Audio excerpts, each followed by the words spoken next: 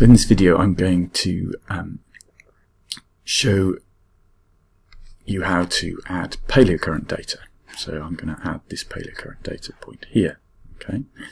So first of all, what we want to do is we want to open the attribute table for the Palaeocurrent shapefile. So we open the Palaeocurrent data and we can see that we've got some things over here which is not important. We've got no data in there yet. We've got the type, which is either bidirectional or unidirectional, and then we've got the plunge and the plunge direction.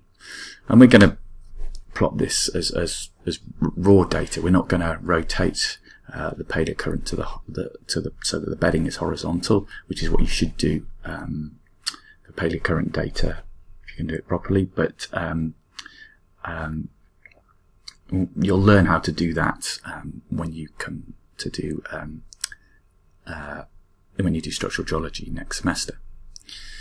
So then what we want to do is we want to edit this feature. So we click Edit, Start Editing. And this comes up because these shape files are in different spatial reference frames, but that doesn't matter. So we click Continue.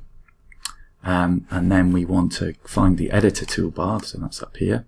And we want to create features, and we want to create a bidirectional Palaeocurrent. So then we click where we want to add the data, okay, and then we need to put in the plunge direction. So the plunge, that's 24 degrees, and the plunge direction, that's 110. And we should see, if I turn off the field map, we should be able to see that we've got a Palaeocurrent reading in there. Okay. Remember to save your edits, so you can save edits, and then we can stop editing, and then this data is saved. And remember also to save the file.